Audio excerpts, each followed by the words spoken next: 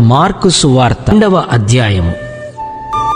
పరిసయ్యులలోనున్న శాస్త్రులు ఆయన సుంకరులతోనూ పాపులతోనూ భుజించుట చూచి ఆయన సుంకరులతోనూ పాపులతోనూ కలిసి భోజనము చేయుచున్నాడేమని ఆయన శిష్యులను అడుగగా, యేసు ఆ మాట విని, రోగులకే గాని ఆరోగ్యము గల వారికి వైద్యుడు అక్కరలేదు, నేను పాపులనే పిలువవచ్చి తిని గాని నీతిమంతులను పిలువరాలేదని వారితో చెప్పెను.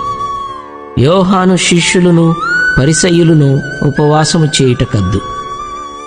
వారు వచ్చి, యోహాను శిష్యులను పరిసయ్యుల శిష్యులను ఉపవాసము చేయుదురు గాని నీ శిష్యులు ఉపవాసము చెయ్యరు, దీనికి హేతువేమని ఆయన నడుగగా, యేసు, పెండ్లి కుమారుడు తమతో కూడా ఉన్న కాలమున పెండ్లి ఇంటివారు ఉపవాసము చేయదగునా?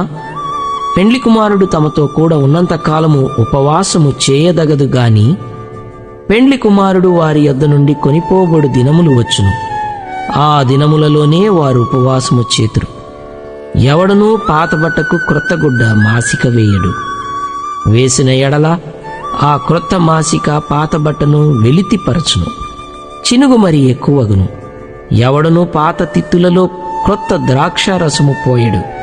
పోసిన ఎడల ద్రాక్షారసము ఆ తిత్తులను పిగుల్చును, రసమును తిత్తులను చెడును. అయితే క్రొత్త ద్రాక్షారసము క్రొత్త తిత్తులలో పోయవలెనని చెప్పెను. మరియు ఆయన విశ్రాంతి దినమున పంట చేలలో బడి వెళ్ళుచుండగా శిష్యులు మార్గమున సాగిపోవచ్చు వెన్నులు త్రుంచుచూనుండిరి.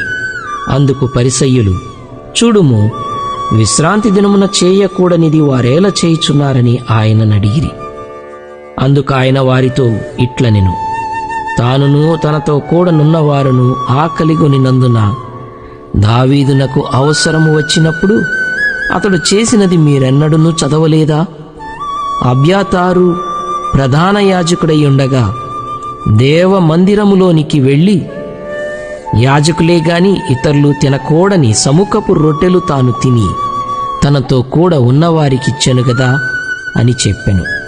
మరియు విశ్రాంతి దినము మనుష్యుల కొరకే నియమింపబడెను గాని మనుష్యులు విశ్రాంతి దినము కొరకు నియమింపబడలేదు.